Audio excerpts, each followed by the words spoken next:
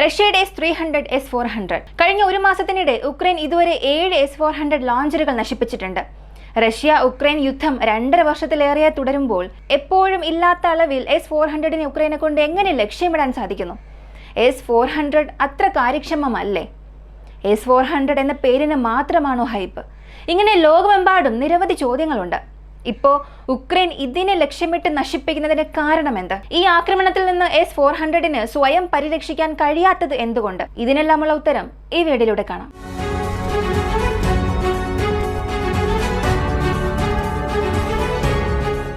S-400നെ സംബന്ധിച്ച് ലോകത്തിലെ ഏറ്റവും നൂതനമായ വ്യോമ പ്രതിരോധ സംവിധാനങ്ങൾ ഒന്നാണിത്. ഇനിയും ഇതിനെക്കുറിച്ച് ഒരുപാട് കാര്യങ്ങൾ പറയാം.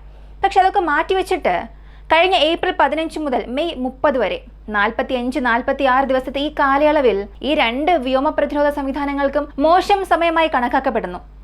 അമേരിക്കയുടെ ബാലിസ്റ്റിക് മിസൈലായ ATACMS ആണ് ഇതിന് പ്രധാന കാരണം. ഏതാനും മാസങ്ങൾക്ക് മുൻപ് റഷ്യക്കെതിരെ ഉപയോഗിക്കാൻ അമേരിക്ക ഇത് ഉക്രൈൻ നൽകിയിരുന്നു. എന്നാൽ ഇത് കാരണം റഷ്യക്ക് നഷ്ടങ്ങൾ സംഭവിച്ചിട്ട് 1.5 മാസമേ ആയിട്ടുള്ളൂ. പക്ഷെ 3 മാസം മുമ്പാണ് ഈ മിസൈൽ ഉക്രൈനിലെത്തിയത്. അപ്പോൾ എന്തുകൊണ്ടാണ് ഉക്രൈൻ ഇത്രയും ദിവസം വരെയും നിശബ്ദരായിരുന്നത്? പെട്ടെന്നുള്ള ഈ ആക്രമണത്തിന് കാരണം എന്താണ്? ഇങ്ങനെ എല്ലാവർക്കും ഒരു ചോദ്യം വരും. അതിനുള്ള ഏക ഉത്തരം F-16ന്റെ വരവാണ്. അതെ, F-16 വരികയാണ്. F-16 വരണമെന്നുണ്ടെങ്കിൽ അതിന് വഴിയൊരുക്കണം. S-400 മുൻനിരയിലാണെങ്കിൽ 40-50 കിലോമീറ്റർ അകലെയാണെങ്കിലും ഉക്രൈന്റെ ടെറിട്ടറിക്കുള്ളിൽ നിന്നും F-16 പോകാൻ ഭയപ്പെടും. അതിനാൽ അതിനു മുൻപ് അവർ മുൻനിരയോട് ചേർന്നുള്ള ക്രീമിയൻ പെൻസുല, ഡൊണറ്റ്സ് മേഖല, ബെൽഗ്രോഡ് എന്നിവ വൃത്തിയാക്കണം. ഈ പ്രദേശങ്ങളിലുള്ള S-400നെ നശിപ്പിക്കണം. പ്രധാനമായും എന്തെങ്കിലും ഡാമേജ് എങ്കിലും വരുത്തി കുറച്ചെങ്കിലും പുറകിലേക്ക് കൊണ്ടുപോകണം എന്ന അവസ്ഥയിലേക്ക് റഷ്യ എത്തിക്കണം. ഇതാണ് S-400നും S-300നും എതിരെ ഉക്രൈൻ ഇത്ര പെട്ടെന്ന് ആക്രമണം നടത്തിയതിന്റെ പ്രധാന കാരണം. ഇത് പ്രകാരം ഏപ്രിൽ 17-ന് ക്രീമിയയിലെ സാങ്കോയ് വിമാനത്താവളത്തിൽ 12 ATACMS ഉപയോഗിച്ച് ഉക്രൈൻ വൻ ആക്രമണം നടത്തി. അങ്ങനെ ആദ്യമായി S-400 നശിപ്പിക്കപ്പെടുന്നു. അങ്ങനെയെങ്കിൽ S-400 അവിടെ മുഴുവനായും നശിച്ചോ എന്ന് ചോദിച്ചാൽ ഇല്ല. S-400ന്റെ 5P85 എന്ന ഒരേ ഒരു ലോഞ്ചർ അവിടെ നശിപ്പിക്കപ്പെട്ടു. എന്നാൽ ഉക്രൈൻ ഇതിനെ പറഞ്ഞത് എങ്ങനെയാണെന്ന് അറിയണ്ടേ? S-400 യൂണിറ്റ് മുഴുവനായും ഞങ്ങൾ നശിപ്പിച്ചു. അതൊരു വലിയ വാർത്ത അവർ പുറത്തുവിട്ടു. എന്നാൽ അവർ ആ S-400ന്റെ മുഴുവൻ യൂണിറ്റും നശിപ്പിച്ചിട്ടില്ല.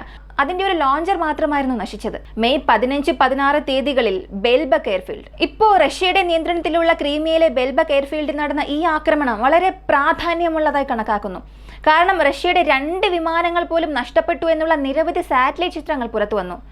അതിലും ഈ എയർഫീൽഡിൽ S-300ന്റെ 2 യൂണിറ്റും S-400ന്റെ 1 യൂണിറ്റും മുഴുവനായും ഞങ്ങൾ നശിപ്പിച്ചു എന്ന് ഉക്രൈൻ പറഞ്ഞു. പക്ഷെ അവിടെയും S-300ന്റെ 2 ലോഞ്ചറുകൾ നശിക്കുകയും S-400ന്റെ 1 ലോഞ്ചർ നശിക്കുകയും ചെയ്തു. അങ്ങനെ നോക്കിയാൽ ഇതുവരെയുള്ള എല്ലാ ആക്രമണങ്ങളും നടത്തിയത് ഇത്തരമൊരു എയർഫീൽഡിലാണ്. ഇതിൽ റഷ്യക്ക് വലിയ നഷ്ടമൊന്നും ഉണ്ടായിട്ടില്ല. എന്നാൽ ഡൊണറ്റ്സ് മേഖലയിൽ മെയ് 28-ന് ഒരു ആക്രമണം നടത്തി. അതിൽ ഡൊണറ്റ്സ് മേഖലയിലെ മുൻനിരയിൽ നിന്നും 45 കിലോമീറ്റർ അകലെ റഷ്യ S-400ന്റെ ഒരു ലോഞ്ചർ യൂണിറ്റ് സ്ഥാപിച്ചു. ഉക്രൈനിലെ ATACMS ഉപയോഗിച്ച് ആ യൂണിറ്റിന് നേരെ ആക്രമണം നടത്തി. 4-5-ലധികം ATACMS മിസൈലുകൾ വരുന്നുണ്ട് എന്ന് കൃത്യമായി ഊഹിച്ച ശേഷം റഷ്യ അവരുടെ വ്യോമ പ്രതിരോധ സംവിധാനം സജീവമാക്കി. ഈ 5 മിസൈലുകളും അവർക്ക് നേരെ വന്ന മിസൈലുകളിലേക്ക് തുളച്ചു കയറുകയും വ്യോമ പ്രതിരോധ സംവിധാനത്തിൽ പ്രവേശിച്ച് ആ ലോഞ്ചറും റേഡാർ യൂണിറ്റും മുഴുവനായും തകർത്തു. റഷ്യയുടെ S-400ന് അത് വലിയ നഷ്ടമായി. ഈയിടെയല്ല റഷ്യ ഉക്രൈൻ യുദ്ധം ആരംഭിച്ച് അന്നു മുതൽ ഇന്ന് വരെയും ഇതായിരുന്നു ഏറ്റവും വലിയൊരു നഷ്ടമായി മാറിയത്. ഒരു റേഡാറും പോയി, ഒരു ലോഞ്ചറും പോയി. ഇതെങ്ങനെ സംഭവിച്ചു? ATACMS ഇതെങ്ങനെ ചെയ്തു? അവിടെയാണ് ക്ലസ്റ്റർ വെടിമരുന്ന് വാർഹെഡ് എന്ന ആ ഒരു ഗെയിം ഇവിടെ കിടക്കുന്നത്. ഈ ക്ലസ്റ്റർ വെടിമരുന്ന് അനുസരിച്ച് ഒരു മിസൈൽ പോലെ പുറമേ തോന്നിയാലും ആ ബോംബുകൾ കാരണം അതൊരു പ്രത്യേക സ്ഥലത്ത് നിരവധി നഷ്ടങ്ങൾ ഉണ്ടാക്കും. അതിനെ പ്രതിരോധിക്കാൻ നമ്മൾ ഏത് വ്യോമ പ്രതിരോധ സംവിധാനം ഉപയോഗിച്ചാലും ഒരു മിസൈൽ തകർന്നാൽ അതിൽ നിന്നും നിരവധി വാർഹെഡ്സ് വീഴും. അതുവഴി S-400ന് ഉറപ്പായും നഷ്ടമുണ്ടാകുമെന്ന് കണക്കുകൂട്ടലായിരുന്നു ഉക്രൈൻ. അതിൽ അവർ വിജയിക്കുകയും ചെയ്തു. ശരി, എന്തുകൊണ്ട് റഷ്യക്ക് തടയാൻ കഴിഞ്ഞില്ല? ഉക്രൈൻ എങ്ങനെ ആക്രമണം നടത്തി എന്നുള്ളതാണ് നമ്മളിപ്പോൾ കണ്ടത്. ഈ ATACMS അവർ എത്ര കൃത്യമായി ഉപയോഗിച്ചു എന്നുള്ളതും കണ്ടു. അതേസമയം റഷ്യയുടെ S-400 കാര്യക്ഷമമാണെന്ന് റഷ്യ തന്നെ പറയുന്നു. പിന്നെ എന്തുകൊണ്ട് അവർക്ക് തടയാൻ കഴിഞ്ഞില്ല? S-400ഉം S-300ഉം ഇവ രണ്ടുമനുസരിച്ച് ദീർഘദൂര മിസൈലുകളും വിമാനങ്ങളും പ്രതിരോധിക്കുന്നതിൽ നിന്നും ആർക്കും അവരെ തടയാൻ കഴിയില്ല. എന്നാൽ അത് 50 കിലോമീറ്റർ ചുറ്റളവിൽ വരുമ്പോൾ ആ ലക്ഷ്യങ്ങളെ ഫലപ്രദമായി നേരിടാൻ അവയ്ക്ക് കഴിയുമോ? കഴിയും. എന്നാൽ എല്ലാ ലക്ഷ്യങ്ങളെയും നിർവീര്യമാക്കാൻ അവർക്ക് കഴിയുമോ എന്നുള്ളതാണ് ചോദ്യം. കാരണം ഒരു ലോഞ്ചറിനെ സംബന്ധിച്ച് അവർ ദീർഘദൂര മിസൈലുകൾ മാത്രമേ അതിൽ നിറയ്ക്കൂ. ഈ ഹ്രസ്വദൂര മിസൈലുകൾ S-400, S-300 ഇവയ്ക്ക് വളരെ കുറവാണ്. അതെ, രണ്ടിന് വളരെ കുറഞ്ഞ സംഖ്യ മാത്രമേ ഉള്ളൂ. എന്തുകൊണ്ട് ആ മിസൈലുകൾ അവർ കുറച്ചു? അത് കൂട്ടിയാൽ പോരെ?